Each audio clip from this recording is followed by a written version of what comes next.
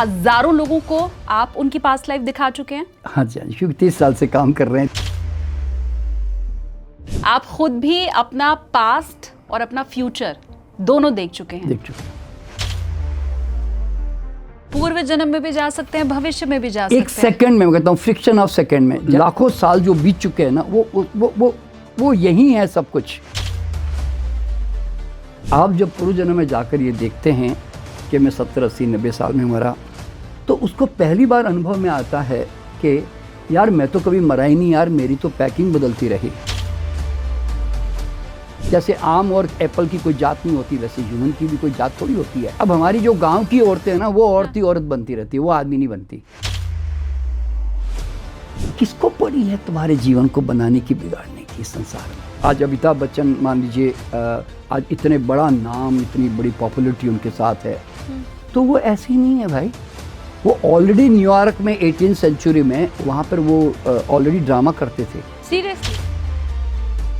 Abdul Kalam was actually जो वो थे, टीपू सुल्तान थे वो, और हैदर अली जो थे वो सारा भाई थे। आज शाहरुख खान को हम इतना ऊंचा देखते हैं, तो वो साधना बोस के नाम से ऑलरेडी बंगाल में जो है डांसर, बैले डांसर थी वो वहाँ पर।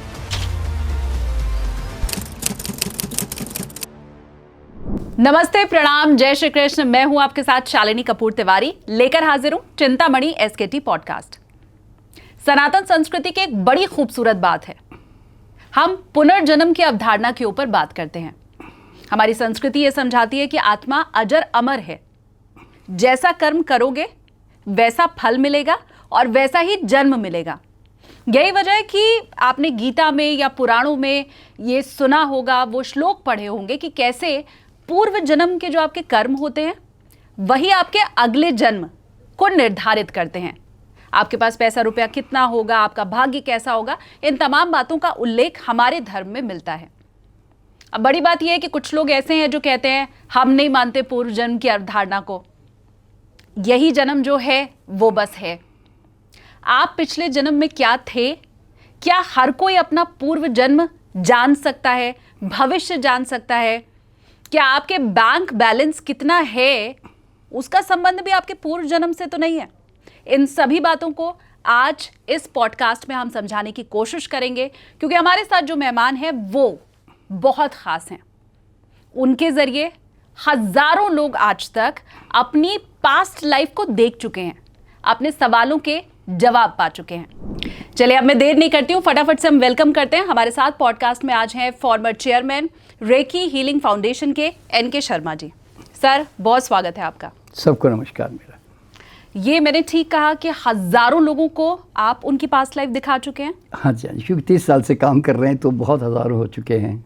आप खुद भी अपना पास्ट और अपना फ्यूचर दोनों देख चुके हैं। देख चुके हैं।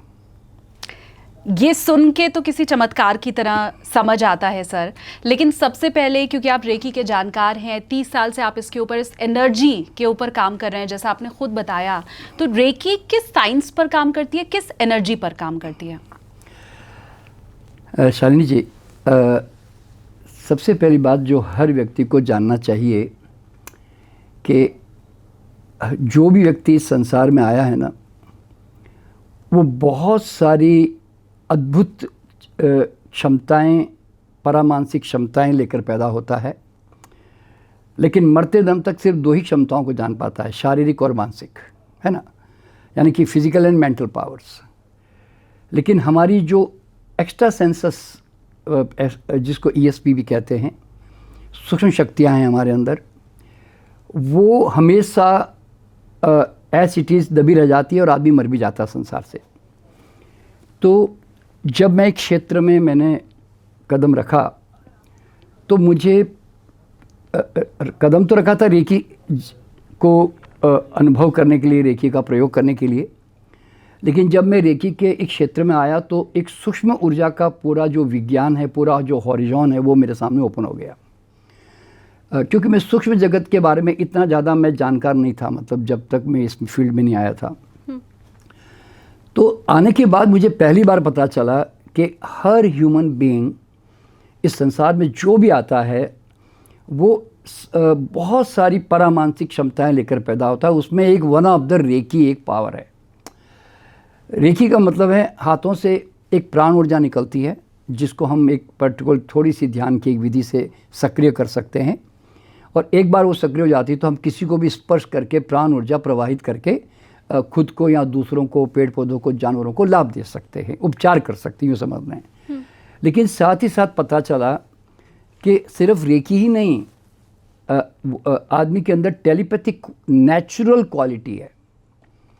लोग टेलीपैथी को आज भी जानते नहीं हैं, इस्तेमाल भी नहीं करते हैं। आपको शायद पता नहीं है कि 1 सेकंड में आपका थॉट लाइट की स्पीड से भी तेज कहीं पर भी ब्रह्मांड में पहुंच सकता है, और उतनी ही ताकत से पहुंचता है जितना प्रेजेंटली आपका थॉट किसी चीज़ पर काम कर रहा है। तो आप रेकी में डिस्टेंस हीलिंग भी कर सकते हैं, और आपके थॉट, आपकी हीलिंग, आपकी फीलिंग, आपके इमोशंस, ये सब सेकंड्स में ट्रैवल कर जाते हैं ब्रह्मांड में कहीं पर भी। तो ये क्वालिटी सिर्फ ह्यूमन बीइंग में ऐसा भी नहीं है, जानवरों में भी होती है, पर ह्यूमन बीइंग में है तो वो रिकॉग्निशन नहीं कर पाया आज तक। और तो वो किसी के भी ऊर्जा क्षेत्र में घुसकर वो बहुत कुछ जानकारी प्राप्त कर सकता है, उसको हीलिंग कर सकता है, उसके मन में परिवर्तन भी लेके आ सकता है, मतलब वो एनर्जी में बदलाव भी ला सकता है उसके जीवन में। ऐसे इतनी ताकत है आदमी में, पर वो जानता नहीं है। और इसी तरह हर आदमी में इंट्यूटिव पावर्स होती है, जिसको अंतर प्रेरणा कहते हैं। इंट्यूशन का मतलब है यूनिवर्सल विजडम। ब्रह्मांड में इतना ज्ञान भरा हुआ है, आकाशिक रिकॉर्ड है समझो, कि आपने देखा होगा कि साइंटिस्ट लोगों ने जानबूझ करके कॉन्शियस माइंड से नहीं कोई चीज़ क्रिएट की। उन्होंने कहा सडनली फ्लैश हुआ, तो फ्लैश कहाँ से हो गया, किसने कर दिया? या कोई बड़े बड़े म्यूजिशियन आपने देखे होंगे कि कॉन्शियस माइंड से धुन बनाने की कोशिश करते हैं, फिर सडनली वो ट्रांस में घुस जाते हैं और बाद में ऐसी धुन बनाते हैं, या ऐसी चित्रकारी करते हैं, या ऐसी कविता लिखते हैं, या ऐसा उपन्यास लिखते हैं, वो खुद हैरान हो जाते हैं कि क्या ये मैंने लिखा है क्या। उनको खुद को भरोसा नहीं होता। क्यों? वो कहते हैं ऊपर से आया। तो ऊपर से कहाँ से आया? इंट्यूशन से।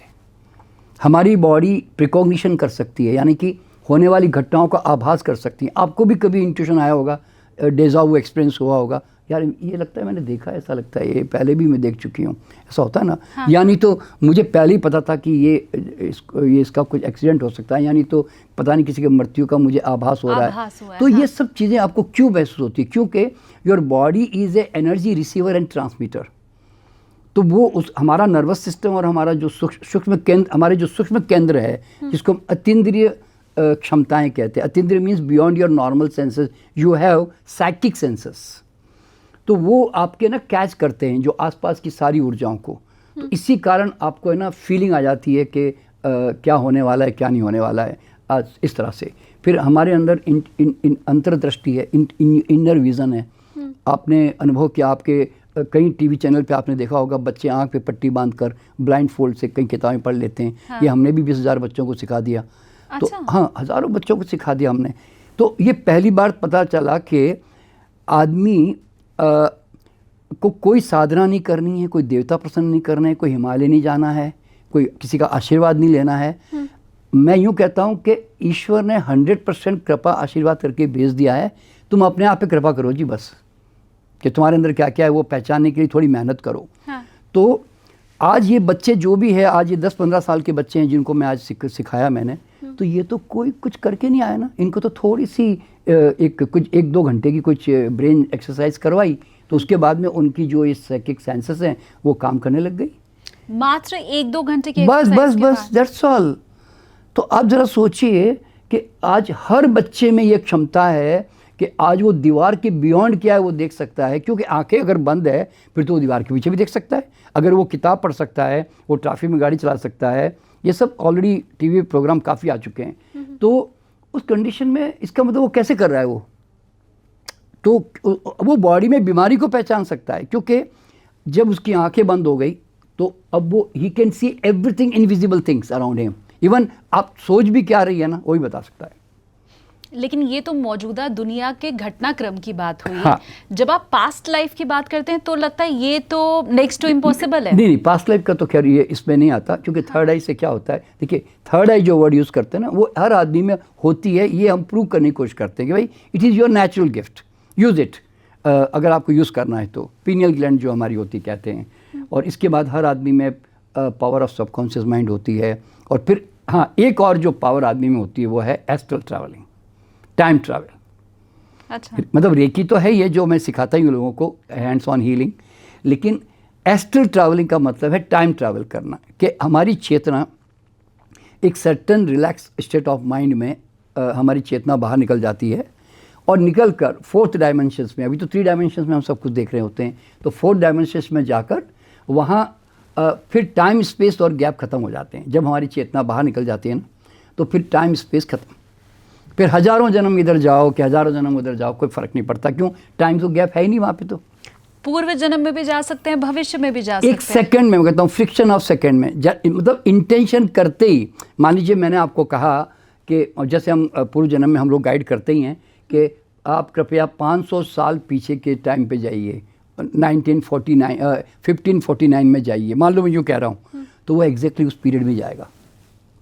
अगर मैंने उसको कहा नहीं 1000 साल पहले जाओ जी, तो 1000 साल पीछे जाएगा। मैं कहता हूँ नहीं 10,000 साल पीछे जाओ जी, तो 10,000 साल पीछे जाएगा। मैं कहता हूँ नहीं डायनासोर के युग में जाओ जी, तो डायनासोर युग में, क्योंकि जो लाखों साल जो बीत चुके हैं ना, वो यही है सब कुछ।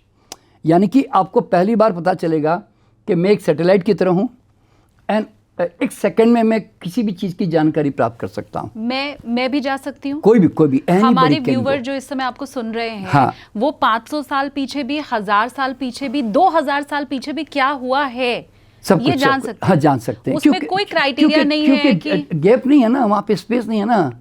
वहाँ तो खाली आपने इंटेंशन किया कि मुझे 200 साल आगे जाना है भविष्य में, तो ये लो इधर ये रहा। यानी कि यूँ मैं कह रहा हूँ, आप जब सैटेलाइट हो जाते हो, हाँ, यानी कि ऊपर आ जाते हो एक डायमेंशंस में, तो फिर आपके लिए धरती में कोई अगर यूँ कहे कि आप अफ्रीका दिखाई दे रहा है क्या, भारत दिखाई दे रहा है क्या, ऐसा पूछेगा तो आप कहोगे ना हाँ जी दिखाई दे रहा है। अच्छा फलाने का घर दिखाई दे रहा है, हाँ जी दिखाई दे रहा है। उसके पास पड़ोस में कौन जी, वो दिखाई दे रहा है। तो पास्ट लाइफ की खूबी क्या मालूम है, आप तो खुद तो जा ही सकते हो। अगर मुझे शालिनी जी पिछले जन्म में क्या थी और आगे भविष्य में क्या होने वाली है, तो उनका भी दिखाई देगा। आप कहोगे नहीं जी मोदी जी का देख लो जी, मोदी जी का भी दिखाई देगा। आप कहोगे जी शाहरुख खान का देखो जी, शाहरुख खान का भी दिखाई देगा। मतलब मेरा देखना मेरा दिखाई देगा। क्यों? क्योंकि आप एक चेतना के जगत में आ चुके हो, सूक्ष्म जगत में। ये पास्ट लाइफ की खूबी है। मैं पास्ट लाइफ तो फिर भी एक बार मान लूँ, मुझे लगता है मेरे व्यूवर्स के लिए भी इसे मानना बहुत आसान होगा। मैं चाहती हूँ आप लोग कमेंट करके मुझे ये बात बताओ भी, क्योंकि सर हमारे लिए ये बहुत नई चीज़ है।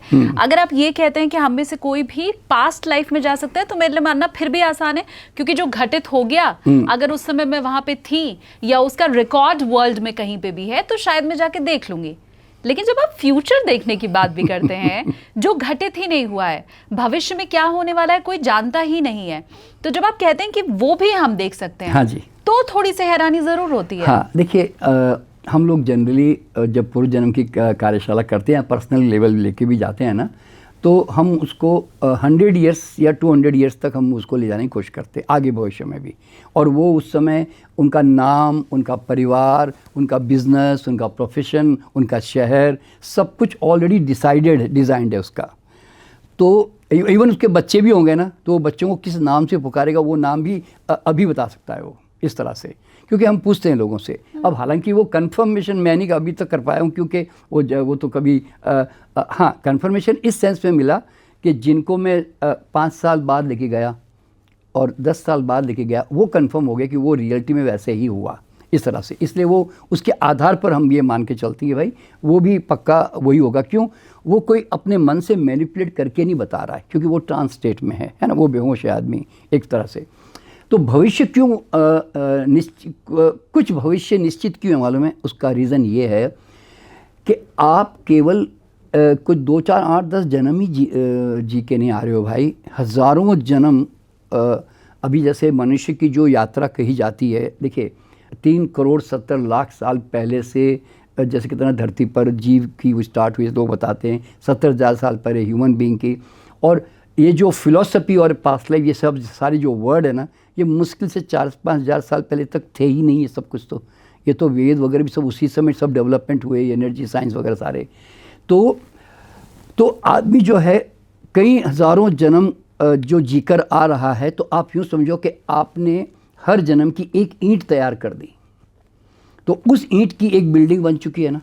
तो अब वो बिल्डिंग जो बन चुकी है, तो उसका फ्यूचर जो है वो 100% परछाई के रूप में डेवलप हो चुका है।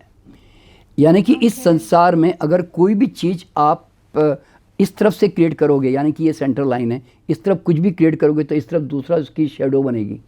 हाँ। तो फ्यूचर जो है वो शेडो है।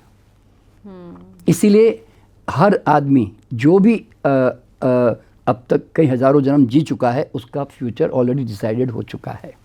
मुझे नहीं पता सर आप इसे कैसे डिफाइन करेंगे, लेकिन मेरे जैसा आध्यात्मिक व्यक्ति अगर इसे सोचेगा समझेगा तो मैं ज़रूर ये मानती हूँ कि आप ये समझाने की कोशिश कर रहे हैं कि क्योंकि ये मेरा पहला जन्म नहीं है, इसके पहले कई जन्म मैं ले चुकी हूँ और उन जन्मों के भी कर्म जो हैं वो संचित हो चुके हैं। ऐसा नहीं कि पिछले जन्म का संचित कर्म इस जन्म में खर्च हो गया, अभी भी बचा हुआ है। तो वो चूंकि इतना बड़ा बैंक बैलेंस तैयार हो चुका है उसका कि अब आगे के जन्म का भी रिफ्लेक्शन हम सबका शुरू हो चुका है। मैं इसे ऐसे ही समझती हूँ, और शायद हमारे जितने धर्म ग्रंथ हैं, पुराण, उपनिषद, गीता, उन सब में भी किसी न किसी तरीके से इसी बात का उल्लेख किया गया है। अब मुझे सर, क्योंकि ये क्या तरीका है वो तो हमें समझ में आ गया, आप अगर और ज़्यादा हमें समझाने के लिए कोई उदाहरण दे पाएँ, कोई लाइव एग्जाम्पल जो आपके सामने है, वो इस ढंग से कि पास्ट लाइफ में जाने का फ़ायदा क्या हुआ। क्या ये सिर्फ एक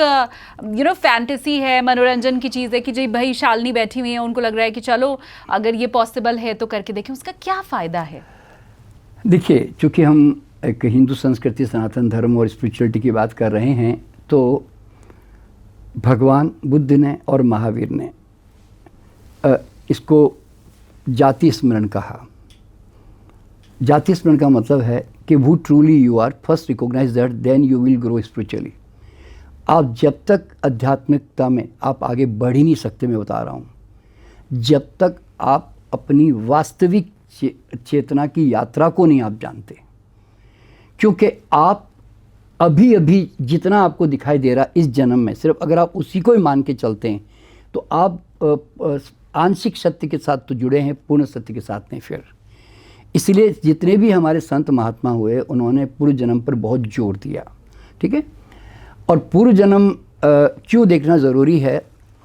क्योंकि पूर्व जन्म एक प्रकार से आत्मज्ञान का पहला स्टेप है, मैं यूँ कहता हूँ, आत्मज्ञान का, सेल्फ रियलाइजेशन का। क्योंकि आप जब पहली बार जब पूर्व जन्म में आप जाते हैं तो आपको पता चलता है कि खास करके सबसे पहले तो जो फ़ायदा होता है वो है मृत्यु का डर समाप्त होता है। क्यों?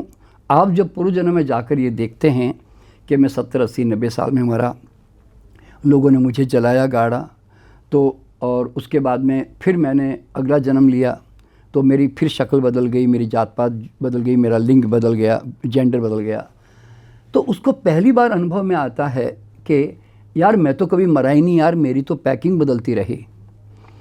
तो ये अनुभव आते ही, और वो ये भी देखता है कि यार पिछले जन्म में मैं कुछ और था, इस जन्म में कुछ मैं और हूँ, अगले जन्म में कुछ और हूँ।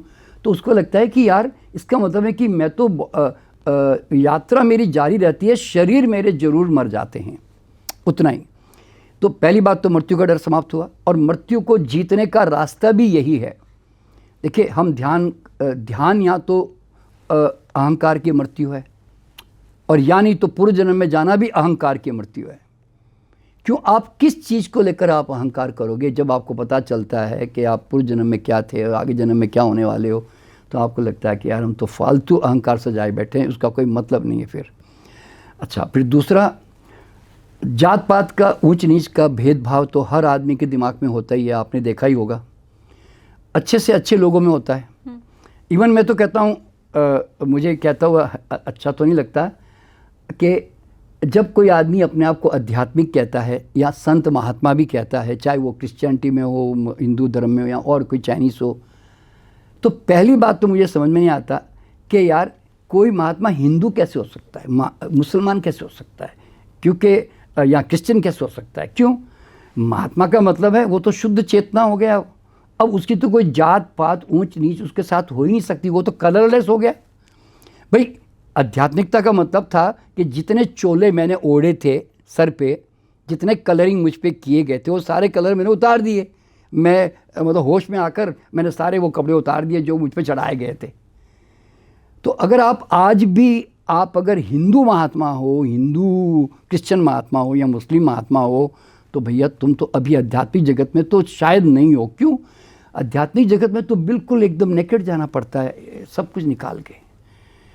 तो इसीलिए ये भ्रम जो है ना, आज आप जानते हैं लोग अपने आप को कोई जाट, कोई ब्राह्मण, कोई राजपूत, कोई मैं मुसलमान, में फलाना ढीकड़ा, इतना जात पात का ऊंच नीच का गर्व उनके अंदर होता है और उसका वो इतने बंधे हुए होते हैं, इतने जड़ होते हैं इस मामले में कि उससे मुक्त ही नहीं हो पाते। लेकिन आप जब पूर्व जन्म में जाओगे और आप देखोगे कि मैं पिछले जन्म में मैं स्वयं मुसलमान था, कि अफ्रीकन था, कि क्रिश्चियन था, फ्रांसीस था, कि चाइनीज़ था, तो तुम्हें पहली बार पता चलेगा कि अरे यार यानी कि वास्तव में मेरी तो कोई जात पात होती ही नहीं है। मैं तो जो पिछले जन्म में ऐसे ऐसे क्राइस्ट की तरह कर रहा था, वो इस जन्म में आके आरती उतार रहा है, पूजा पाठ कर रहा है, अगले जन्म में जाकर वो नमाज पढ़ रहा होगा। तो भाई तुम्हारे ये जो कलरिंग है ना, ये तो सामाजिक कलरिंग। देखिए जात पात के कलरिंग जो है वो तो सामाजिक है। हाँ। कोई ईश्वर की तो देन है नहीं। जैसे आम और एप्पल की कोई जात नहीं होती, वैसे ह्यूमन की भी कोई जात थोड़ी होती है। पर ये भ्रम टूटता कहाँ है? ये पास्ट लाइफ में जाने से टूटता है। और सबसे बड़ी बात है कि आदमी है ना, कभी स्त्री बनता है, कभी पुरुष बनता है। तो ये जो अगर आप मेल कैरेक्टर, देखिए अगर आपने ऐसा जीवन जिया है जहाँ आपका मेल कैरेक्टर ज़्यादा पसंद है आपको, मतलब आप एक मेल की तरह बिहेव करती है, मेल की तरह कपड़े पहनती है, मेल की तरह बात, मतलब जो भी एक काम करते हैं, तो आपका फिर वो धीरे धीरे वो जो फेमिनाइन जो कैरेक्टर होता है ना, वो ऑटोमेटिकली फेड होने लगता है और फिर अगला जन्म आपको एक मेल की तरह ही मिलता है। तो वो आप ही ने तो चुनाव किया था ना भाई। अब हमारी जो गांव की औरतें हैं ना, वो औरत ही औरत बनती रहती है, वो आदमी नहीं बनती। अच्छा। क्योंकि अगर उनको पुरुष ने बहुत अत्याचार किया है और उनके अंदर भी ये भाव बड़ा प्रबल बैठ गया है कि भगवान मुझे अगले जन्म में आदमी बनाना, मुझे पुरुष बनाना, मुझे औरत मत बनाना, बड़ा तकलीफ दे, मान लो ऐसे उसके अंदर एक आक्रोश आ गया है, तो शायद उसके अंदर चूंकि पुरुष बनना है, क्योंकि हम अपने चेतना में जो इंटेंशन होता है ना, उसके भाव के अनुसार हमारी जो आगे प्रगति होती रहती है। तो इस तरह से मतलब हमारा लिंग भी बदल जाता है। ठीक है।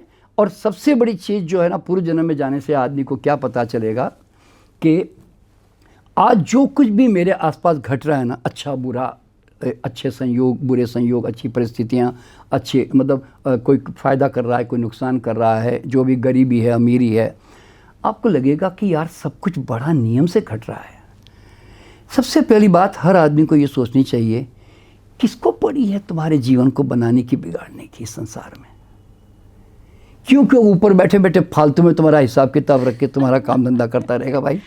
है? पर आदमी को ऐसा भरोसा है कि शायद कोई ऊपर बैठकर मेरा कुछ हिसाब किताब लिख रहा है। नहीं, हर आदमी के अंदर परमात्मा ने ना एक सीसीटीवी कैमरा डाल दिया है जिसका नाम है सबकॉन्शियस माइंड। चित्रगुप्त कहते हैं उसका, नाम है चित्रगुप्त।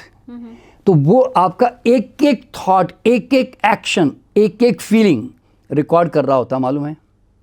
अगर मान लो मैं एक आदमी को देख रहा हूँ और ये आदमी मुझे पसंद नहीं आ रहा है, तो मैं अंदर से ऊपर से तो मैं उसको हाँ जी नमस्ते जी करके मैं प्यार से बातें तो कर रहा हूँ, पर अंदर से कहता साला नालायक कहीं उठ के चला जाए तो अच्छा यहाँ से। हाँ। तो एक्चुअल में संस्कार ये नहीं, मेरे अब संस्कार ये इम्प्रिंट नहीं होंगे कि मैंने इसके साथ मैंने बाहर से नमस्ते की, वो नहीं इम्प्रिंट होंगे। मेरे अंदर क्या भाव चला वो इम्प्रिंट होगा। क्यों? वो एक्चुअल में वाइब्रेशन वो चल रहे थे, ये नहीं चल रहे थे, ये तो नाटक था ऊपर का। दो चीज़ मुझे आपकी इस पूरी बात से समझ में आई। पहला, जो मैंने आपसे पूछा था कि पास्ट लाइफ में जाने की ज़रूरत ही क्या है, पूर्व जन्म हमें क्यों जानना है, तो जो पहली चीज़ मुझे समझ आई, अगर आप लोगों को कुछ और समझ आया है तो प्लीज़ आप कमेंट कीजिए। मैं ये समझ पाई सर कि आपकी जो संकीर्ण मानसिकता है वो और खुल जाती है, आपको वर्ल्ड एक कंप्लीट दिखाई देने लगता है और आप शायद और बेहतर मनुष्य बन पाते हैं, इंसान बन पाते हैं। दूसरा, गीता का श्लोक है नैनम छिदन्ति, हाँ, नैनम शिवति पावक। हाँ, तो बस ये वही रूप है। बिल्कुल। और अगर आप इस श्लोक को उस ढंग में नहीं समझ पाए थे, तो आप सर ने जिस ढंग में आपको समझाया कि भाई आत्मा अजर अमर है, न तुम्हें कोई शस्त्र मार सकता है, न कोई अग्नि तुम्हें जला सकती है, ये आत्मा अजर अमर है, बस उसी को आप समझ लीजिए कि एक दूसरे तरीके से आपको NK शर्मा सर ने समझा दिया है। हाँ। मैं अभी जो बता रहा था कि आपके जीवन में जो भी अच्छी बुरी घटनाएं घटती है ना, तो you are the magnet of that. आप हर चीज़ के संसार में चुंबक होते हैं, हम ही खींच रहे हैं उसे, क्योंकि आपके पास वो संस्कार होंगे तो ही वो चीज़ें आपके आसपास आएगी ना। आपके कर्म होंगे ऐसे पुण्य या नेगेटिव या पॉजिटिव कर्मा, उसके अनुसार ही तो आपको वैसे परिवार मिलेंगे, ऐसा माँ बाप मिलेंगे, ऐसी परिस्थितियाँ मिलेंगी, ऐसे दोस्त मिलेंगे, नौकर मिलेंगे, पति पत्नी मिलेंगे।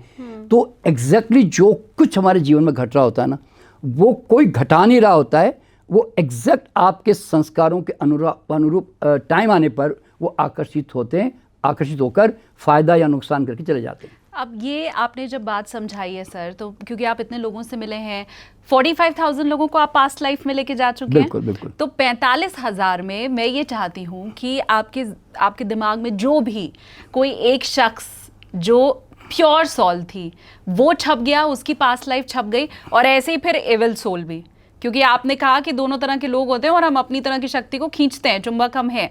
तो उन दोनों के बारे में बताइए कि क्या हुआ था, क्या उन्होंने देखा था, उनकी पास्ट लाइफ क्या थी? देखिए, वैसे देखा जाए तो हर आदमी की पास्ट लाइफ की स्टोरी बिल्कुल थोड़ी डिफरेंट तो होती है, इसीलिए लेकिन इसमें जो लोग पास्ट लाइफ में जाते हैं तो वो पर्पस के लिए जाते हैं, मतलब कि भाई मेरे संबंध खराब क्यों है, या मेरे जीवन में बीमारी क्यों है, जा क्यों नहीं रही है, कुछ भी ऐसे कारण होता है ना, या उनके कोई फियर्स और फोबियास होते हैं इस तरह से।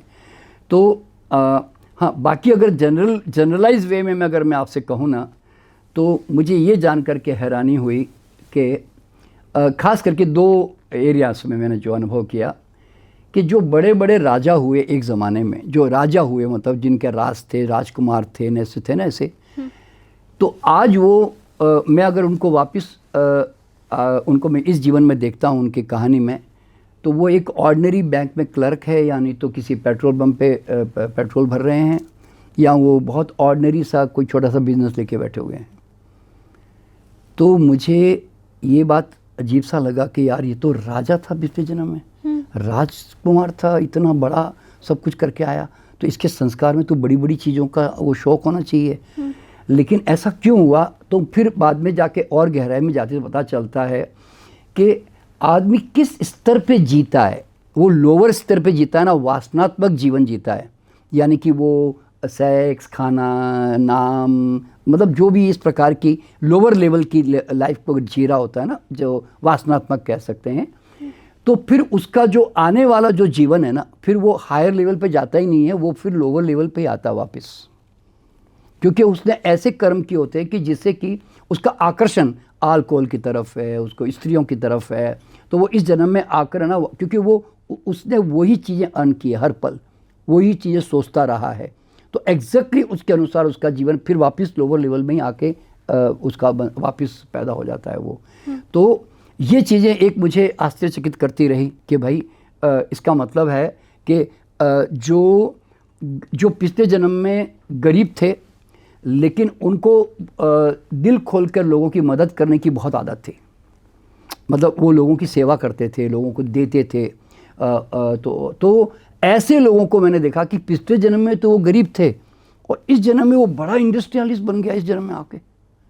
ऐसे कौन से आपने राजा की कहानी देखी? आप नाम भरे मत लीजिए कि वो अभी क्या कर रहे हैं, अगर आप नहीं लेना चाहते, क्योंकि ऑब्वियसली वो आपके क्लाइंट हैं। कॉन्फिडेंशियल मानते हैं, क्योंकि बेचारे जो जाते हैं वो कॉन्फिडेंशियल रखते हैं, बिना नाम लिए हम कम से कम समझ पाएं। देखिए, एक लड़का, एक सरदार मेरे पास में आया, वो आयरलैंड में ना किसी पेट्रोल पंप पे काम कर रहा है आयरलैंड में।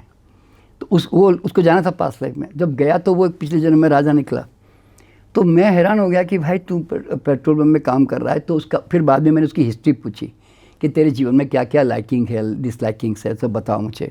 तो पता चला कि वो लोअर लेवल की जो लाइफ होती है, मतलब जो खूब नॉनवेज खाना, खूब अपना शराब पीना, ये करना, सब वो एक आदत सी उनकी थी।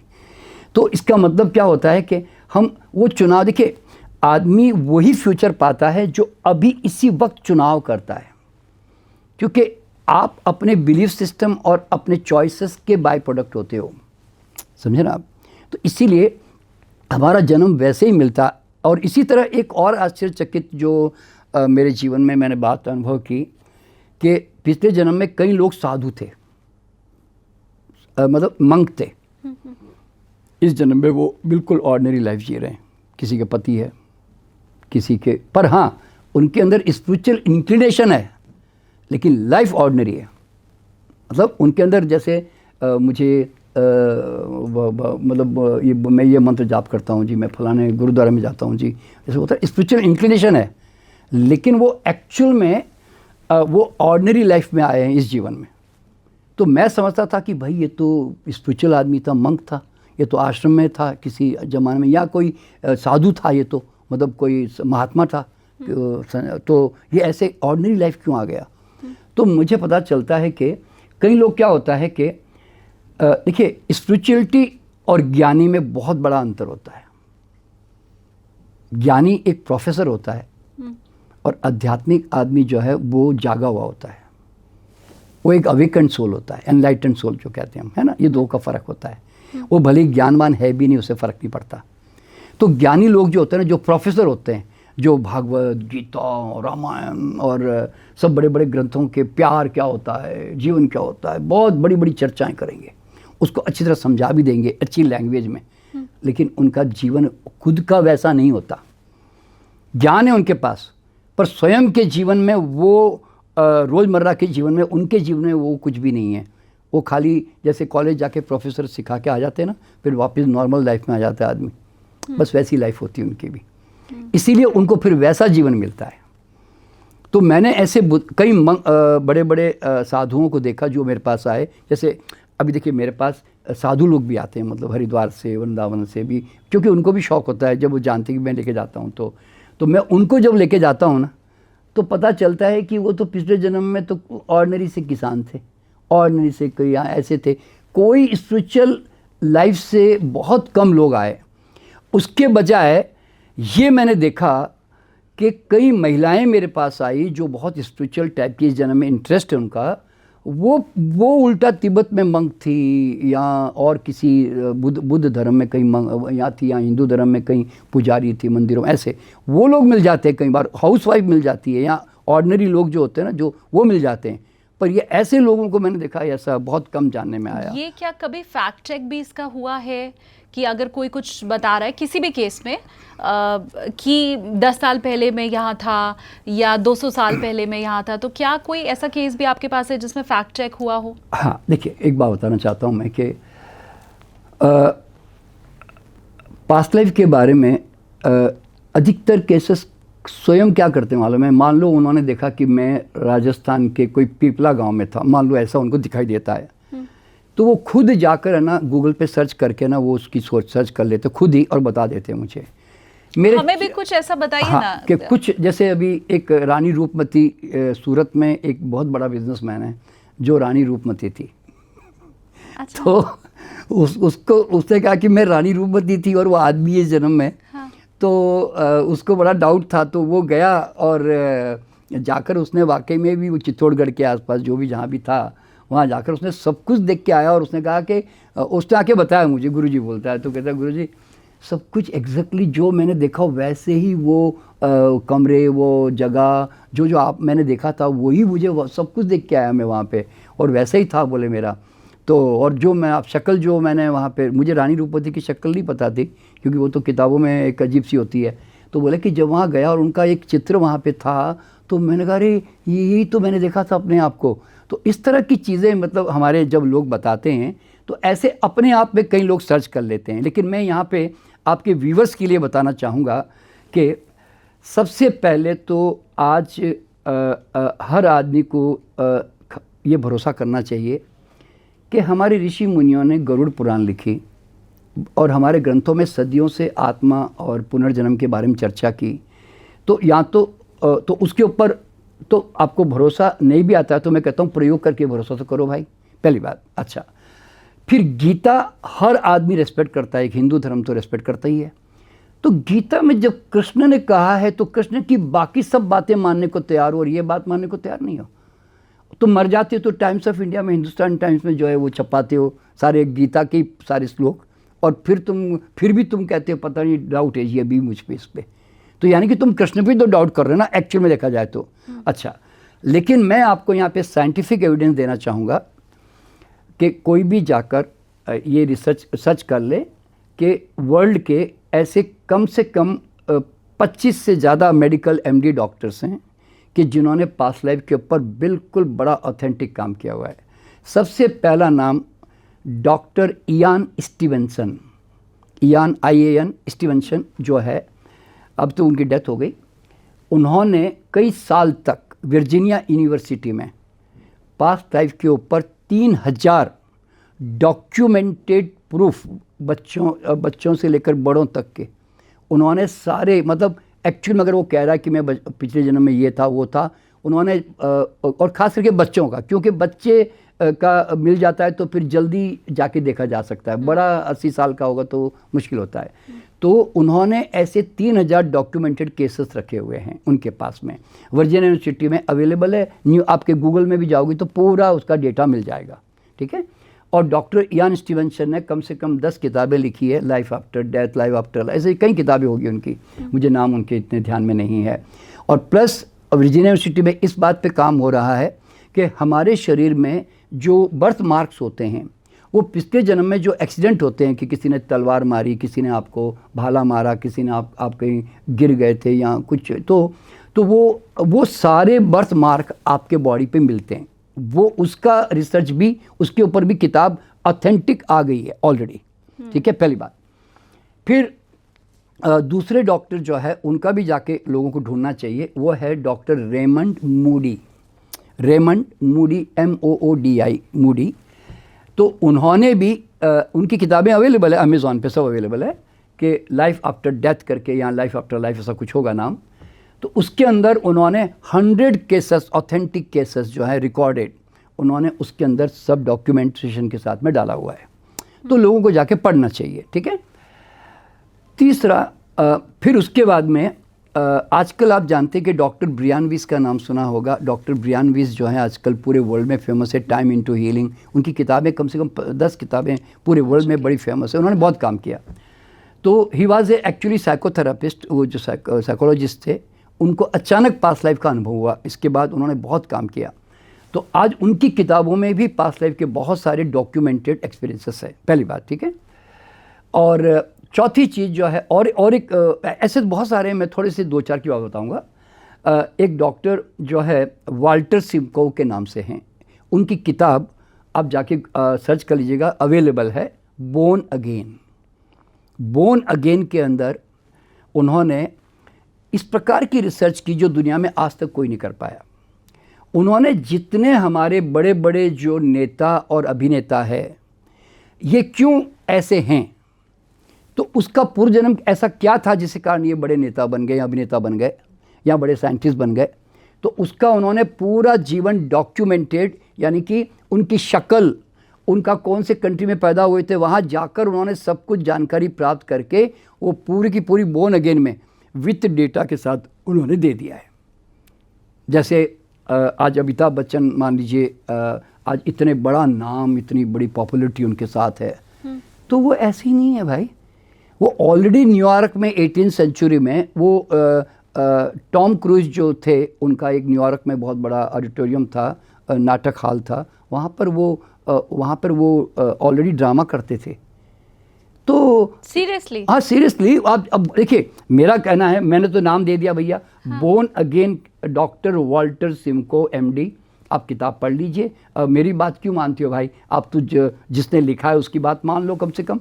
तो और उन्होंने उसमें जो थे तो वो तो उनका जो नाम, जो वेस्टर्न नाम था उस समय, क्योंकि वो वाज ए वेस्टर्नर, और उसी समय मतलब जैसे उनकी रेखा पहली वाइफ थी और डिलीवरी होती वो मर गई थी, और उसके बाद फिर जया भादुड़ी भी, वो भी कलाकार थी, और जया भादुड़ी भी कलाकार थी मेरी मैकवीन के नाम से, तो वो उन्होंने फिर उससे शादी की। तो इस तरह से जया भादुड़ी पिछले जन्म भी उनके साथ थी। इवन सबसे बड़ी बात आपको जानने को मिलेगी कि हरिवंश राय बच्चन भी वेस्टर्न कंट्री में उनके पिताजी और माँ, जो माँ थी, ये जो अभिषेक बच्चन है, श्वेता बच्चन है, ये सारी फैमिली वापस इस जन्म में एक साथ गैदर हुई है। ये सबसे बड़ी अनोखी बात है, यानी कि इनका अटैचमेंट इतना गहरा है। और आज मान लो कि आज हम अब्दुल कलाम जी को हम सोचते हैं कि यार इतनी गरीबी से साइकिल पे जाने वाले व्यक्ति अचानक एक दिन वो राष्ट्रपति बन गए। अरे भाई ऐसे नहीं बने। अब्दुल कलाम वाज से एक्चुअली जो वो थे टीपू सुल्तान थे, वो टीपू सुल्तान थे, और हैदर अली जो थे वो सारा भाई थे। और इन दोनों ने जो है सबसे पहले एटॉमिक जो बोलते हैं ना, जो बारूद के ऊपर काम शुरू किया था उस समय इन्होंने, तोप वगैरह सब जो यूज़ करने का। तो आप ज़रा सोच सकते हैं कि ये सबके, देखिए ये घर भले ही कोई गरीब घर का मिले, लेकिन अल्टीमेटली वो फ्लावरिंग करके तो अपनी उस ऊंचाई को छू ही लेगा जो उसके अंदर ब्लूप्रिंट लेकर आया है वो। ये सबसे बड़ी बात है ना। आज शाहरुख खान को हम इतना ऊंचा देखते हैं, तो वो साधना बोस के नाम से ऑलरेडी बंगाल में जो है डांसर, बैले डांसर थी वो वहाँ पर। तो आज हम ये जो सोनिया गांधी को हम ऐसा सोचते हैं कि यार ये तो पता नहीं इटली में थी और वो ऐसे डांस, मतलब उसके बारे में कई बातें करते, मैं नहीं जानता। तो मतलब उसको कोई ज़्यादा उसको एक अच्छी हाइट पोस्ट पे थी ऐसा नहीं मानते लोग। तो लेकिन लोग नहीं जानते कि सोनिया गांधी जो थी वो लूसी हेल के नाम से वो एक बहुत बड़ी पॉलिटिशियन थी उस ज़माने में। और राहुल गांधी जो थे वो, हमें लगता है कि यार ये कैसे पॉलिटिक्स में आ गया है। अरे भाई वो राहुल गांधी उस पॉलिटिशियन का बाप था और वो भी बड़े पोस्ट पे था। तो ये सारी जो लोग आ रहे हैं ना, ये सब कहीं ना कहीं इंदिरा गांधी जो थी वो स्वयं भी एक बहुत बड़ी पॉलिटिशियन थी उस ज़माने में। और ये जो नेहरू जी थे वो जो थे वो जो है वो मुगल ख़ानदान के बहादुर शाह जफ़र थे। तो इस तरह से अगर आप मतलब जीवन में आप किसी को भी देखोगे ना, तो वो आज देखिए, आज वो बड़ी सोच वैसी ही रखेंगे जैसा वो कई जन्मों से लेकर आए हैं, समझे ना। तो ये खाली बस आगे की कहानी एक और एडिशन हो रही होती है इस जन्म की, बस उतना ही फ़र्क होता है, समझे ना आप। इस तरह से अब जैसे आज अगर मैं मान लीजिए आज मैं आपके सामने पूर्व जन्म को लेकर मैं बातें कर रहा हूँ, तो मैं कोई ऐसे नहीं कर रहा हूँ, मैंने देखा इसके बारे में। मैं कई जन्मों से इन क्षेत्रों में, इन विषयों पे काम करता हुआ आ रहा हूँ, और इस जन्म में खाली थोड़ा 1% बोलते हैं ना, 1% और कुछ शायद एडिशन कर रहा हूँ, बस सब्सट्रैक्शन एडिशन कर रहा हूँ और जोड़ता जा रहा हूँ। अब अगले जन्म में जाऊँगा, फिर वापस और यात्रा शुरू करूँगा। तो मतलब ये जो हम कमाते हैं ना अपने शारीरिक, मानसिक, आत्मिक, भावनात्मक रूप से, वो हमारे साथ यात्रा करता ही है, क्योंकि वो संस्कार बनते हैं इसलिए। तो अब आप समझ सकते हैं कि every person is absolutely right at his own place. आप किसी को ऐसा कह नहीं सकते व्हाई इज लाइक दैट। नालायक क्यों है करके आप नहीं कह सकते। लायक क्यों आप नहीं बोल सकते। क्यों? वो बिल्कुल नियम से नालायक है। यानी कि ओसामा बिन लादेन अगर लादेन है तो नियम से हैं जी, औरंगजेब है तो नियम से हैं जी बराबर। क्यों? उसने वो जीवन की चाहना की है, उसने वो जीवन को चॉइस किया है। अभी देखिए मैं एग्जांपल दे रहा हूँ आपको मैं, अब चूँकि बहुत इम्पोर्टेंट विषय है। जनरली हमें कई बार क्या लगता है कि कई लोग रेपिस्ट होते हैं, तो हम सोचते हैं यार ये ऐसे कैसे गंदे आदमी है ऐसे यार। लेकिन अगर मैं उसको पूर्व जन्म में लेके जाऊँगा ना, तो पता चलेगा कि उसको सेक्सुअली बहुत सप्रेस किया गया एक पिछले ज़माने में। मतलब कोई औरत रहा होगा, मान लो, अगर मैं एक अंदाज़ा लगाऊँ ऐसे ही, तो उसको इतना सप्रेस कर दिया गया कि सेक्स जो है उसके अंदर फूट के भरा, और यानी तो ज़बरदस्ती ब्रह्मचर्य का उसने पालन कर लिया होगा, बोलते हैं ना, कोई आध्यात्मिक बातें सुनकर, और सेक्स को दबा लिया होगा। तो इस जन्म में आकर है ना वो फूटेगा ही उसका। हर सप्रेस्ड इमोशन आदमी का रिलीज़ होता ही है, और मरते वक्त जो उसके चेतना के स्तर पे होता है ना, वही इस जन्म में से वहाँ से उसकी यात्रा शुरू होती है। आप जो भाव लेके मरते हो ना, वहाँ से आपकी यात्रा शुरू होती है। ठीक है। एक आदमी पैसों के पीछे भाग रहा है, लेकिन पिछले जन्म में ले जाकर जब आप उनको देखोगे ना, तो पता चलेगा कि ये पैसों के पीछे क्यों भाग रहा है मालूम है? क्योंकि इसने बहुत गरीबी देखी और ये इसके पैसे कोई लूट के चला गया। पर हम इसके जरिए किसी चीज को या गलत काम को जस्टिफाई करने की कोशिश तो नहीं नहीं नहीं नहीं, जस्टिफाई नहीं कर रहे हैं। हाँ। देखिए यहाँ पे क्या होता है, मैसेज क्लियर होना जरूरी है। नहीं, देखिए क्या होता है, it should be an human study. अब देखिए मैं एग्जांपल दे रहा हूँ मैं आपको, अब मैं मेरा खुद का एग्जांपल दे रहा हूँ। देखिए कि मैं जब पैदा हुआ ना, तो उसके बाद में मैं बहुत चटोरा था, 25 साल की उम्र तक, बड़ा खाने पीने का शौकीन, यानी कि 2 रुपये की चीज़ 200 रुपया टैक्सी खर्च करके भी जाके खा के आऊँगा, यूँ। अच्छा। इतना शौक। तो मैं ऐसा सोचता था, ये बाद में मतलब जब इस फील्ड में आया तो यार मैं ऐसा चटोरा क्यों था यार, क्या कारण था। और आज की जब मैं अब तो मैं फलाहार पे रहता हूँ, मैं खाने का मुझे कोई इंटरेस्ट नहीं है, मैं इवन चाय पूछा तो भी नहीं पी रहा हूँ मैं, मुझे कोई इंटरेस्ट नहीं चीज़ों में। तो कारण क्या है, तो मैं पिछले जन्म में बाबा था, मेरा एक आश्रम था, वहाँ पर जो है ना, मैं लोगों को इम्प्रेस करने के लिए ना मैं उपवास करता था। क्योंकि उपवास करने में बाबा जी आप जानते हैं ना, एक टांग पे खड़े हो जाओ, हाथ यूँ रख लो, ऐसे कर लो, तो लोग थोड़ी ज़्यादा तारीफ करते थे। वो ज़माना था एक, ऐसा बोलते हैं ना। हाँ। तो मैंने भी किया वही, वो ताम झाम जो बोलते जो भी था। तो मैंने ना उपवास कर करके लोगों को इम्प्रेस, बाबा जी 25 दिन से खाना नहीं खाया जी, और जबकि मेरे अंदर खाने की सारी तड़प पैदा हो रही है कि यार साला बड़ी खाने की इच्छा हो रही है, लेकिन क्या करूं, लोग सब बैठे हुए हैं, उनके सामने खा नहीं पा रहा हूं। तो अंदर जो भाव चलते हैं ना, वो असल में काम कर रहे होते हैं। तो वो जो अतृप्त मेरी जो वासनाएं थी ना, वो मैंने इस जन्म में आते ही मैं खाने पे टूट पड़ा। अब देखने वाला क्या बोलेगा, बड़ा पागल है यार खाने का, यार ये क्या खाने को इसको मिलता नहीं है क्या, मतलब लोगों को ऐसा लगता है ना। लेकिन नहीं, सच्चाई ये है, हर आदमी उसी चीज़ के पीछे भाग रहा होता है जिसके उसके अंदर लैकिंग होती है। एक आदमी धन के पीछे भाग रहा है, एक पीछे सम्मान के पीछे भाग रहा है, कोई खाने के पीछे भाग रहा है। तो ये सारी चीज़ें जो घट रही होती है ना, इसके पीछे कहीं ना कहीं पास्ट कर्मों से ही रिलेशन होता है इसका, ये मैंने देखा है। ये जो आपने अपनी कहानी बताई कि पिछले जन्म में मैं संत था और खाना नहीं खाता था लोगों को इम्प्रेस करने की, ये कितने पहले की बात है?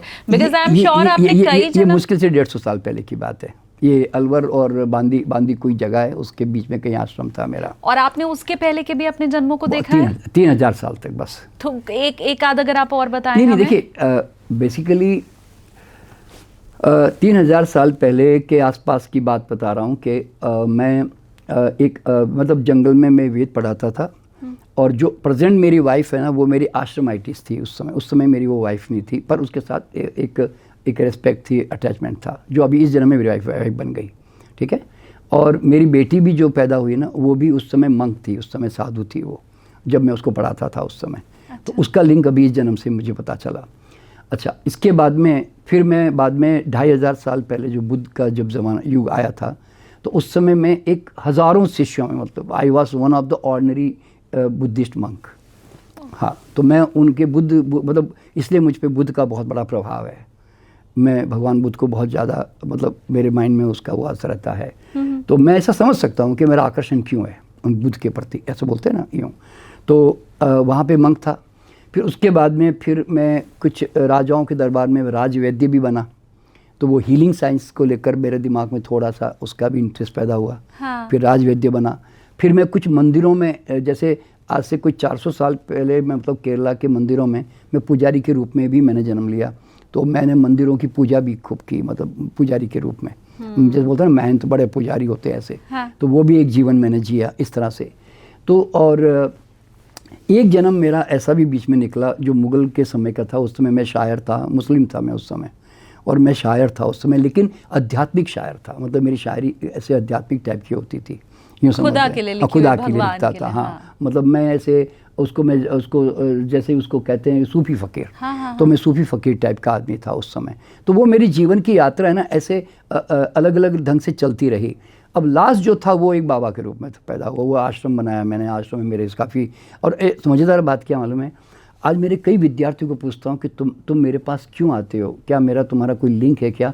तो वो बताते हैं, मतलब 75% मेरे स्टूडेंट बताते हैं कि सर पिछले जन्म में आपके आश्रम में आपका आश्रमाइटिस था, या मैं आपको फॉलो करता था। तो मुझे लगता है कि यार वही लोग मेरे पास वापस चले आ रहे हैं जिनके पास प्यार था मेरे साथ। तो मतलब कहीं ना कहीं हम जुड़े हुए हैं, मतलब हम कहीं बिछड़ते नहीं हैं। देखिए, मैं अभी आपने पूछा कि पास्ट लाइफ में क्यों जाना चाहिए। एक और बहुत बड़ा रीज़न क्या मालूम है आपको, कि परिवार में कई लोग जल्दी मर जाते हैं, हस्बैंड मर जाते हैं, वाइफ मर जाती है, बच्चे चले जाते हैं। तो हर एक को विश्वास करना चाहिए वो भले ही चला गया, लेकिन अगले जन्म में फिर वापस मिलता है आपके साथ। आज मेरी वाइफ 4 जन्म से मेरे साथ चल रही है, तो भाई कहाँ मरी, और अगर मर भी गई जन्म में तो अगले जन्म में फिर मिल जाएगी, क्योंकि प्यार है तो मिलेगी भाई। सिर्फ हमें याद नहीं है। हाँ, नहीं, वो खाली ट्रेन से थोड़ा जल्दी उतर गई।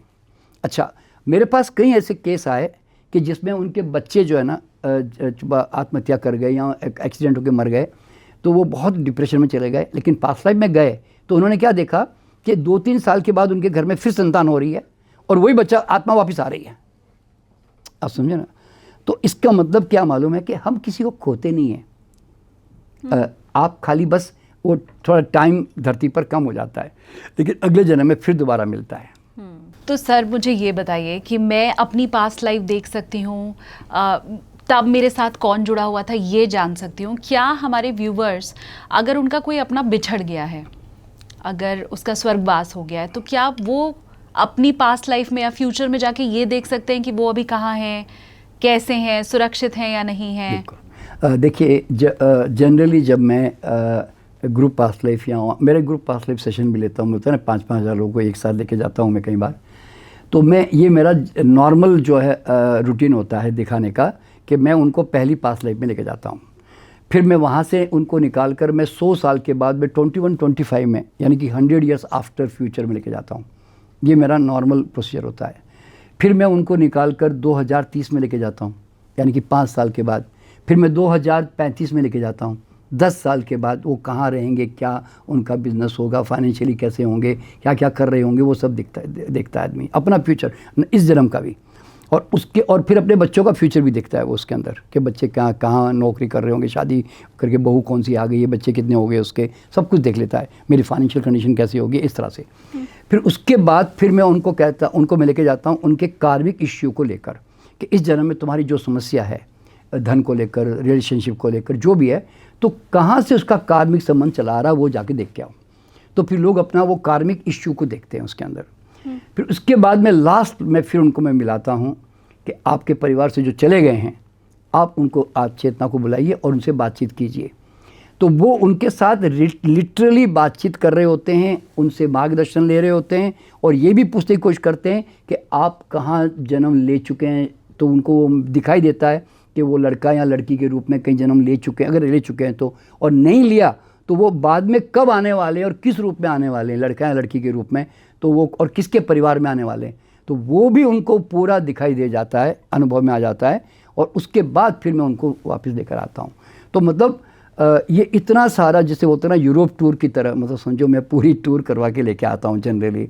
तो ये इससे देखो फ़ायदा क्या होता है मालूम है, your question drops, your judgement drops, आपके ब्लेमिंग गेम ख़त्म, आपके कंप्लेंट्स ख़त्म, और हर आदमी को आपको स्वीकार करना ही पड़ेगा, नालायक को भी लायक को भी। क्यों? आपको मालूम है वो बड़ा नियम से हैं जी, मतलब अगर नीम कड़वा है तो नियम से हैं और आम मीठा है तो नियम से हैं। आप क्यों करके क्वेश्चन नहीं कर सकते? तो इसलिए क्या होता है, मैंने एक शेर लिखा है इसके बारे में, आपको थोड़ा अगर इंटरेस्ट हो तो सुना दूं कि हर स्वभाव को यहाँ स्वीकार कर लो, कांटों को भी फूलों को भी अंगीकार कर लो, अपने स्वभाव में खिलने को सब यहाँ मजबूर है, प्रभु के विविध रूप समझकर सबसे प्यार कर लो।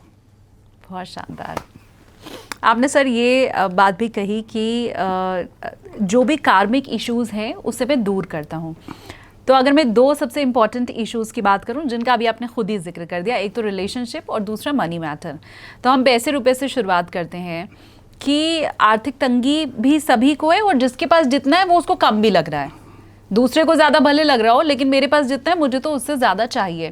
तो क्या ये पास्ट लाइफ में जाके उन चीज़ों को समझ के क्या उसे ठीक किया जा सकता है? क्या और धन संपत्ति या सुख हासिल किया जा सकता है क्या? हाँ जी, हाँ। देखिए क्या होता है कि आप जब पास्ट लाइफ में जाते हैं और आप अपने आप को देखते हैं कि मैं धन को लेकर मेरी क्या मान्यताएं थी, मैंने कैसे उसको जिया, या कम था, ज़्यादा था, जो भी था, तो वो जैसे ही वो जान करके आता है ना, तो इस जन्म में फिर वो उसको करेक्ट करने की कोशिश करता है, क्योंकि वो जान गया कि उसका प्रभाव मेरे जन्म पे पड़ रहा है। अभी एग्जांपल देता हूँ, मेरे यूट्यूब पे भी वीडियो डाला हुआ है मैंने। एक मिस्टर सचिन करके आए जो पिछले जन्म में जब गए, उनका थोड़ा फाइनेंशियल प्रॉब्लम था, तो पिछले जन्म में जब वो जाकर आए तो पता चला कि वो मुस्लिम थे और वो एक मज़ार के ऊपर है ना, लोग जो पैसे चढ़ाते थे वो पैसे जो हैं वो चोरी कर लेते थे। तो अब उनके अंदर जो चोरी की जो भावना थी ना, देखिए चोरी की भावना क्या होती है कि ग्रैब करना, लेना, छीनना, मेरे पास नहीं है, आई वॉन्ट दैट, ऐसा होता ना, तो देन यू डोंट गेट, फिर आपके जीवन में पैसा नहीं आता। क्यों? आप अबंडेंस की फीलिंग नहीं कर रहे। दान कौन देता है? अबंडेंस की फीलिंग वाला देता है ना। तो इसीलिए उसका जन्म जब हुआ तो अब वो पैदा होकर उसके अंदर वही ग्रैब करने की भावना वो रहने से फिर वो आगे नहीं बढ़ पाया फाइनेंशियली। लेकिन जब उसने पहचाना कि उसने इस तरह का कर्म किया, तो वहाँ पर मैं वहाँ पे ना उनको रेमेडी भी वही उनसे सोल से ही पता करता हूँ कि क्या करना चाहिए। तो पता चला कि he should start donating the people and helping the people. उसका रिवर्स होता ना, हर चीज़ का रिवर्स होता है। तो उन्होंने रिवर्स काम करना शुरू किया एंड उसके बाद उनका जो भी बिजनेस था छोटा मोटा वो सब बड़ा ग्रो कर गया। क्यों? देखिए क्या होता है, you have to become the receiver of abundance and prosperity. You block yourself by your own beliefs and your own karmas, समझे ना आप।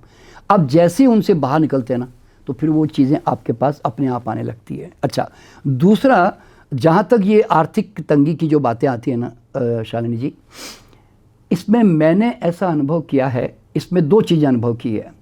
पहली चीज़ तो ये अनुभव की है कि कुछ लोग दुनिया में पूर्व जन्म के कर्म के कारण है ना, वो एक लिमिटेशन और में ही रहते हैं और लिमिटेड बिलीफ में रहते हैं, उससे आगे बढ़ना ही नहीं चाहते। वो शायद वो पूर्व जन्म का कर्म है।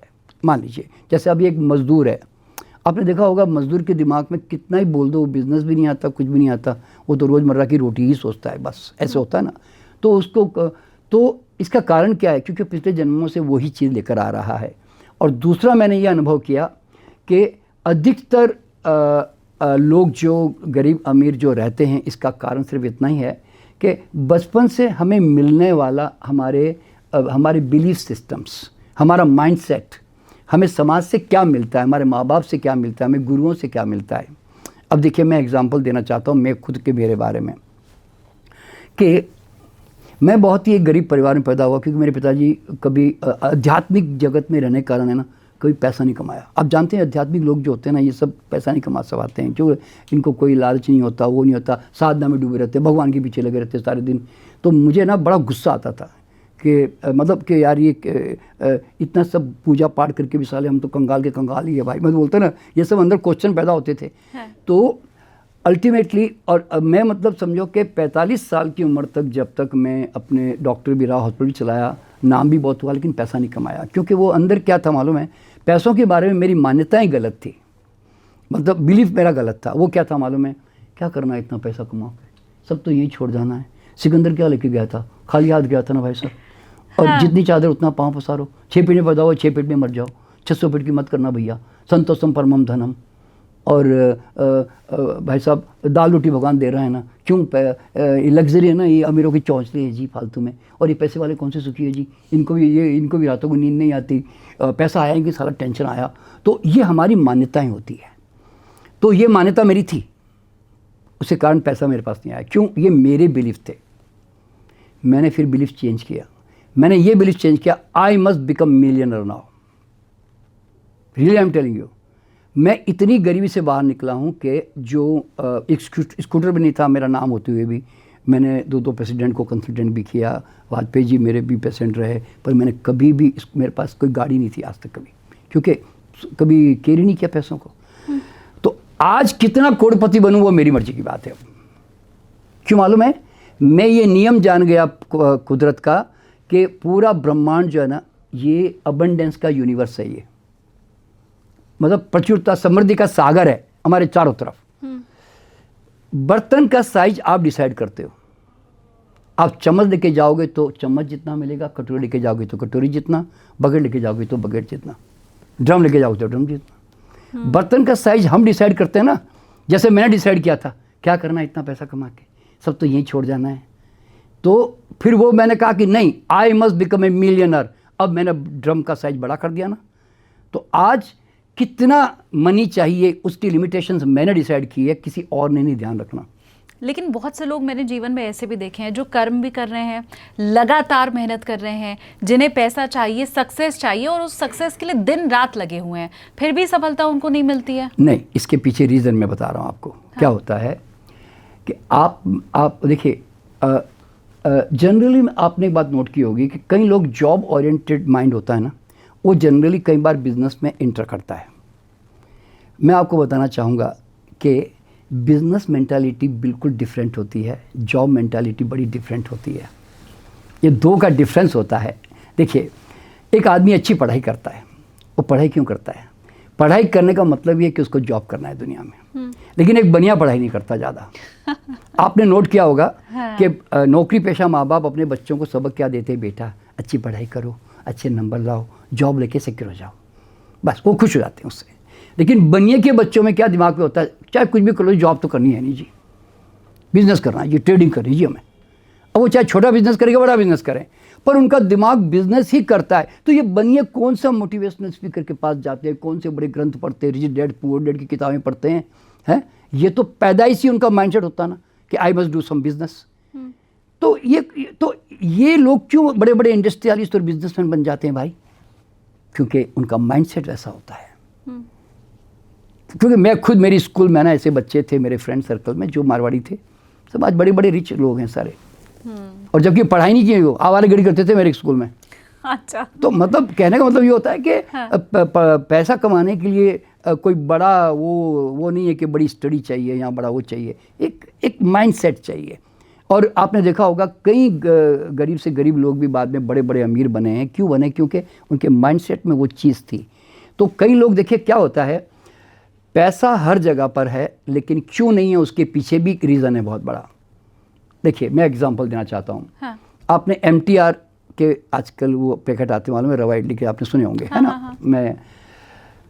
मैं बचपन से बेंगलोर में रहा हुआ हूँ, इसलिए MTR के बारे में जानकारी है मुझे। वो आज से 100 साल पहले बेंगलोर में डेवलप हुई थी। मैं जब छोटा था, यानी कि आज तो मैं 75 ईयर्स का हूँ, जब मैं छोटा था यानी कि आज से 70 साल पहले, 5 साल की उम्र से मैं MTR जा रहा हूँ। मैं समझो 70 साल की उम्र से पहले ना 1-2 घंटा वेट करके वेटिंग लिस्ट में नाम लिखा के घर जाके वापस आते थे और उसका वो इडली जो भी डोसा खाते थे। आज भी MTR में उतनी ही लाइन लगती है। इतनी हज़ारों होटलें खुल गई उसके बावजूद भी। क्यों? Quality, hygiene, reasonable rates, services, कोई लग्जरियस कुर्सियाँ टेबल है ही नहीं उसकी। जो मैंने 70 साल पहले कुर्सी टेबल देखे थे ना, आज भी उनके MTR जाऊँ तो वही कुर्सी टेबल मिल रहे हैं। लोग है ना, बाहर का नहीं देखते, चीज़ की क्वालिटी देखते हैं। आज छोले भटूरे वाला कहीं रास्ते में खड़ा हो, यहाँ पे चाहे वहाँ कूड़ा करकट भी पड़ा हो आसपास में ना, तो भी जाके वहाँ खाना पसंद करेंगे। क्यों? क्योंकि ये चीज़ें काउंट नहीं करती। आप जो प्रोडक्ट दुनिया को देना चाहते हो ना, उस प्रोडक्ट में दम होना चाहिए। मतलब मैं यूँ कहता हूँ, पूरी दुनिया तुम्हें पैसा देना चाहती है, तुम्हारे में लेने का दम है क्या? मैं यूँ पूछता हूँ। क्यों? देखिए, आज मैं एक हैरानी वाली बात बता रहा हूँ मैं आपको। मैं जिस क्षेत्र में काम कर रहा हूँ ना, उस क्षेत्र में कुछ भी नहीं दिखता, लेकिन फिर भी मैं बेचता हूँ या फीस लेता हूँ या मैं उससे पैसा कमाता हूँ। रेकी दिखती नहीं है, कहाँ से जा रही? दिखती तो है नहीं। ऑरा दिखता, चक्र दिखते नहीं, पास्ट लाइफ दिखती नहीं, फ्यूचर लाइफ भी दिखती नहीं, इंट्यूशन दिखता नहीं, थर्ड आई दिखती नहीं, मतलब कुछ भी दिखता नहीं। मैं बता रहा हूँ आपको मैं, और फिर भी मैं दुनिया को दे रहा हूँ ना, और उसके अंदर विशेष एक्सपर्ट बन गया ना। तो मेरा मानना क्या मालूम है, तुम किसी भी क्षेत्र में हो ना, इतने बढ़िया एक्सपर्ट बन जाओ कि लोग तुम्हारे पीछे भागे उस सब्जेक्ट को लेकर कि भैया कारपेंटर तो इसको बुलाना भैया, मैकेनिक तो इसको बुलाना भैया, अरे एंकरिंग के लिए इसको बुलाना भैया, कमाल किया यार, ऐसा बोलते ना।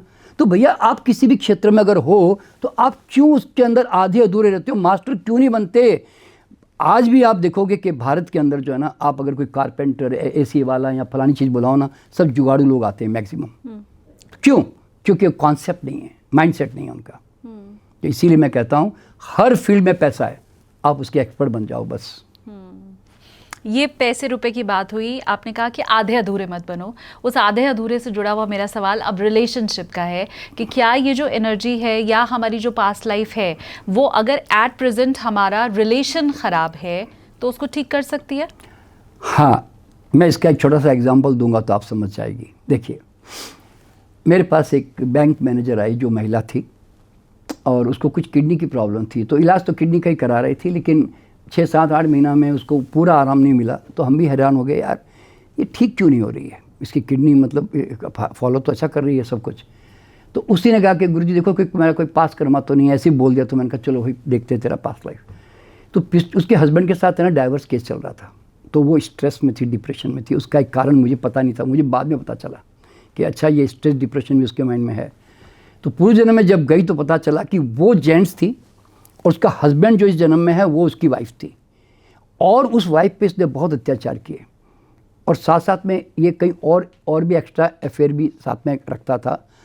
तो जब उसने जाकर देखा कि यार मैं तो बड़ा दुराचारी था यार, अत्याचारी था यार, और मेरी वाइफ तो बेचारी बड़ी सीधी थी, बहुत सेवा की उसने तो मेरी, और मैंने उसको ऐसा बर्ताव किया।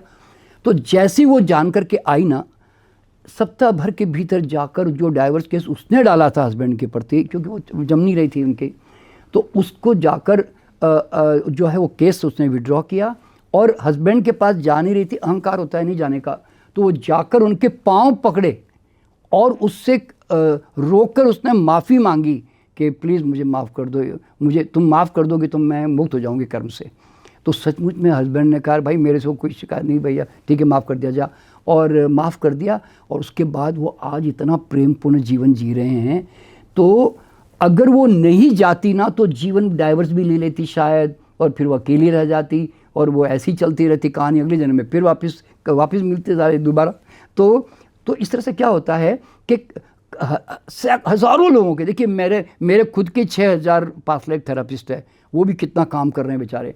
तो हर आदमी के जो प्रेजेंट लाइफ में जो इश्यूज़ है ना, रिलेशनशिप, मनी, वो रिजॉल्व हो सकते हैं। क्यों? The moment you know the, देखिए रूट कॉज जिसको पता चल जाता है तो फिर उसका वो अपोजिट कुछ तो करेगा ना उसको ठीक करने के लिए, ये सबसे बड़ी बात होती है। तो देखिए मेरी भी पास्ट लाइफ में जाने के बाद में मुझे भी पता चला कि मैं क्यों पैसों को लेकर इस प्रकार से मैं कमज़ोर रहा। तो मैंने देखा वो मेरे साधु महात्मा के चक्रों के कारण मेरा ये जीवन ऐसा मुझे पैसों को लेकर प्रॉब्लम क्रिएट हुई थी। तो ये सब एटीट्यूड मैंने बदले, कॉन्सेप्ट बदलना पड़ता है। देखिए today whatever you are, यानी कि आज आप वही है जो पिछले जन्मों में आपने कर्म जो चॉइस किया, जो कर्म किया। अब आगे आप वो होंगे जो अभी अभी आप इसी वक्त आप चुनाव करोगे। अभी अभी अगर मैं अल्कोहल पीने का चुनाव कर लूँ तो मुझे 2-4 घंटे के बाद में नशे में आकर धुत तो होना है ना, अगर मैं चुनाव करूँ तो। बिल्कुल। और अगर मैं एक जूस पीने का चुनाव करूँ तो मुझे 1-2 घंटे बाद मेरी बॉडी में मुझे एनर्जी फील होनी है ना। तो इसका मतलब होता है कि what we choose now that becomes your future. तो इसलिए क्या होता है, आदमी के पास भगवान ने सबसे बड़ी ताकत क्या दी मालूम है? तुम्हारा इस वक्त का पास कितना भी गलत होगा, कर्म तुम्हारे कितने भी गलत होंगे, तुम्हारे वर्तमान के चॉइस से तुम्हारा पूरा जीवन आगे का तुम बदल सकते हो। ये सबसे बड़ी ताकत है। जैसी करनी वैसी भरनी, ये हमने सुना कई बार था, लेकिन एग्जाम्पल के साथ और केस स्टडी के साथ मुझे लगता है आप भी पहली बार सुन रहे होंगे। सर अब मैं ये तो बहुत अच्छे से समझ गई हूँ, क्योंकि हमने रिलेशनशिप की बात कर ली, पास्ट लाइफ की बात कर ली, पैसों की बात कर ली, तो जिन चीज़ों की बात हमने नहीं की है मैं उसको लेके भी अब आश्वस्त हूँ कि ज़रूर उसका इलाज भी इस जरिए से हो सकता है। मुझे उसके लिए अलग अलग चीज़ों पर जाने की कोई ज़रूरत नहीं है, या बात करने की ज़रूरत अब बची नहीं है मुझे लगता है। और जो हमारे व्यूवर्स हैं उनके मन में भी अगर कोई शंकाएं या भ्रम नहीं होंगी तो अब इतने एग्जाम्पल सुनने के बाद, और सर ने जैसा अपना खुद का उदाहरण दिया, तो उसके बाद वो शंकाएं तो निकल गई होंगी। अब जो आखिरी सवाल मन में बचता है इस पॉडकास्ट का, मेरा भी एंड आई एम श्योर हमारे व्यूवर्स का भी, कि ये प्रक्रिया क्या रहती है पास्ट लाइफ में जाने की? हाँ बिल्कुल। हाँ देखिए इसमें क्या होता है कि एक ध्यान की प्रक्रिया यूँ समझ लें कि जिसमें एक डीप रिलैक्सेशन में कोई व्यक्ति को जाना होता है, और उसमें करीब 15-20 मिनट लगते हैं एक ट्रांस स्टेट में ले जाने के लिए।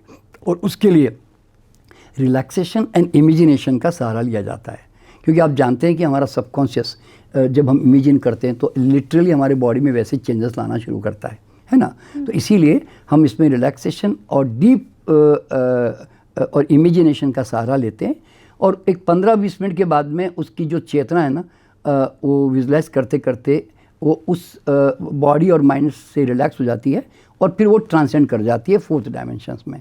और एक बार वो चली जाती है तो फिर वो हम उससे अगर पर्सनल ले रहा है हमसे तो फिर हम उससे जवाब तलब करते हैं कि भाई तुम कहाँ हो, क्या कपड़े पहने हैं, तुम्हारे परिवार कौन कौन है, मतलब तुम्हारा बिजनेस क्या, जो भी। तो फिर इस तरह के सवाल जवाब होते हैं और फिर हम जैसे जैसे उसको गाइड करते हैं ना वैसे वैसे उसकी चेतना वहाँ पे जंप कर जाती है। मतलब अगर मैंने उसको कहा कि आप अपने घर जाओ तो एकदम घर की बातें बताना शुरू कर देगा। मैंने कहा नहीं बाज़ार में जाओ तो बाज़ार की बातें बताना शुरू कर देगा। मैंने कहा नहीं तुम मृत्यु की, अब तुम मान लो 20 साल का है, तुम मृत्यु की अवस्था में चला जा, अब वो 80 साल में मरा होगा तो एकदम सडनली 80 साल की उम्र में पहुंच जाता है। मतलब एक मैंने कहा ना ऊपर टाइम स्पेस नहीं है, इसलिए सोचते ही यू आर ऑलरेडी देयर, यूँ समझ लो आप, ठीक है ना। और तो इस तरह मैं कहूँगा 100 साल के बाद जाओ तो एक ऐसा नहीं कि टाइम लगता है जाने में, उसके इंटेंशन करते ही वो वहाँ पर ही होता है उस समय ऐसे। तो फिर मैं उससे जानकारी हासिल करता हूँ और करीब करीब 45 मिनट्स आधा या 1 घंटा लग जाता है और उसके अंदर वो इतनी सारी जो यात्रा मैंने पहले भी बताई वो सारी करके आ जाता है, ठीक है ना। लेकिन इसके पहले आधा घंटा पहले हम जाने से पहले थोड़ा उसको अच्छी तरह समझाते हैं, काउंसलिंग करते हैं ताकि उसका माइंड पहले से रिलैक्स हो और अच्छा। और आने के बाद भी उसके ऊपर फिर हम डिस्कस भी करते हैं उसके साथ में कि भाई हम जो अब देख के आए उसका क्या मीनिंग था, क्या मतलब था, जो भी। तो इस तरह से तो 1-2 घंटे का समझो एक नॉर्मल इसमें हम सेशन लेते हैं और एक व्यक्ति जो है उसका पूरा सॉल्व करके आ जाता है अपनी प्रॉब्लम। इमेजिनेशन पावर सबकी जाहिर सी बात है अलग अलग होती है, तो क्या ऐसे लोग भी होते हैं जो उस दुनिया में या उन चीज़ों को इमेजिन ही नहीं कर पाए, चाहे 15 मिनट बीत जाए, 20 मिनट बीत जाए, क्या ऐसे लोग भी होते हैं? नहीं, देखिए क्या होता है कि जनरली ऐसा नहीं होता, इसलिए मैं बता रहा हूँ क्योंकि हर आदमी संसार में जो भी आए ना वो सपना देखता है। तो सपना देखने का मतलब क्या है कि अगर आप कहते हो मैं अभी थोड़ी देर पहले ना मैं सपना देख रहा था, तो इसका मतलब है कि तुम्हारी बॉडी माइंड रिलैक्स तो हुई ना भाई। तो बॉडी माइंड रिलैक्स हर आदमी की होती है पर एक सर्टेन समय पे नहीं भी होती है। तो कई बार क्या होता है आदमी तनाव में रहता है, चिंता में रहता है, कई बार है ना पास्ट लाइफ में जाने का भय भी रहता है, दिमाग में फियर भी होता है, पता नहीं यार क्या होगा कैसे होगा। तो ऐसे तो वो हम इसीलिए तो मैंने कहा ना आधा घंटा है ना हम पहले काउंसलिंग करके है ना उसको अच्छी तरह उसके सारे डाउट क्लियर कर देते ताकि वो पास्ट लाइफ में जाते वक्त उसका दिमाग उस समय एनालिसिस और लॉजिक में ना उलझ जाए। तो वो हमारा पहला प्रयास होता है, ठीक है ना। और लेकिन हाँ ये बात ज़रूर है कि अगर हम 100 लोगों को लेके जाते हैं तो 4-5% लोग जो हैं नहीं भी जाते हैं, उस समय नहीं जाते। फिर हम उसको दूसरी बार ट्राई करते हैं तो दूसरी बार चले जाते हैं, कई बार 2 बार भी नहीं जाते तो तीसरी बार फिर दोबारा ट्राई करते हैं ऐसे।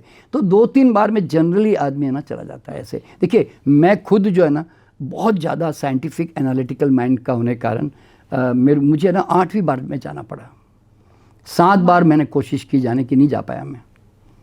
वो 8वीं बार भी है ना अचानक मैं मतलब जंप कर गया, नहीं तो मैं 8वीं बार भी मुझे डाउट ही आ रहा था पता नहीं यार जाऊँगा नहीं जाऊँगा, पर ट्राई तो करो चलो भाई। तो होता क्या है कई बार जो लोग बहुत ज़्यादा आंखें बंद करते हैं ना उनका माइंड चल पड़ता है, एनालिसिस शुरू कर देता है, लॉजिकल होने लग जाता होता है ना। तो वो इफ़ यू आर एक्टिव तो फिर आप नहीं जा पाओगे। कॉन्शियस माइंड इसमें एक्टिव नहीं रहना चाहिए। आपको टोटल सरेंडर करके जो आपका गुरु गाइड कर रहा है ना मास्टर, बस आप उसको फॉलो करते जाएंगे ना तो जाना आसान हो जाता है यूँ। लेकिन सपने जब हम देखते हैं तो अमूमन जब हम सो के उठते हैं तो हमें वो याद नहीं रहता। हाँ। क्या ये जो पूरा प्रोसेस है इसमें हमने जो भी देखा है या जो सोचा है वो बाद में याद रहता है? नहीं, देखिए क्या होता है कि जब हम आपको दोबारा जब लेकर आते हैं ना नॉर्मल कंडीशन में तो आपके माइंड की ये प्रोग्रामिंग हम कर देते हैं कि what ever you have seen, आपने जो भी देखा है वो आपके मेमोरी बैंक में आपको जीवन पर्यंत याद रहेगा। तो इसीलिए जब वो आते हैं तो समझे कि 3 प्रकार के रिकॉर्ड होते हैं। पहली तो बात तो उसको खुद को सब पता ही है क्योंकि हम उससे पूछते क्या देखा भाई तुम बताओ, तो वो खुद ही पूरी स्टोरी बताना शुरू कर देता है कि मैंने ऐसे ऐसे देखा, पहली बात तो। फिर हम उस समय वीडियो रिकॉर्डिंग करते हैं, उसकी पूरी बोलते हुए की रिकॉर्डिंग करते हैं, तो वो एक और एक्स्ट्रा उनके पास चला गया। फिर तीसरा हम एक पेपर देते हैं, एक बुकलेट टाइप, जिसमें हम शॉर्ट में लिखते हैं कि पिछले जन्म में तू ये था, अगले जन्म में तू ये था, तूने ये देखा, तूने ये देखा, तेरे ये सब। तो उसका वो एक रिटर्न में भी एक डॉक्यूमेंटेशन उनके पास होता है। तो इस तरह से उनके पास 3 तरह के सब कुछ होता है, तो वो सब उनके जीवन में याद रहता है। Thank you so much sir. और ये इसलिए भी क्योंकि ये बातें सुनने में जितनी आसान लग रही हैं या जितने सहज भाव से आपने बता दिया है, मैं जानती हूँ कि इसके पीछे एक कड़ी मेहनत रही होगी, बहुत लंबा रिसर्च रहा होगा इसके पीछे, और वो धुन रही होगी कि नहीं इसको तो ढूंढ के निकालना है। तो उन सब चीज़ों के लिए मुझे लगता है आप धन्यवाद के भी हकदार हैं, और व्यूवर्स को इतनी अच्छी बातें बताने के लिए। और ख़ास करके मैं चाहती हूँ लोग हमें कमेंट करके बताएं भी पूर्व जन्म में जाना क्यों ज़रूरी है, उससे क्या लाभ मिलता है, पूर्व जन्म होता भी है। इन सारी चीज़ों का ज्ञान आपको आज के इस पॉडकास्ट में हुआ है। और गीता की वही बात कि आत्मा अजर अमर है, वो तो इस पॉडकास्ट के बाद मैं कह सकती हूँ कि स्थापित हो गई है। Thank you so much sir. Okay, मैं सबको नमस्कार मेरा।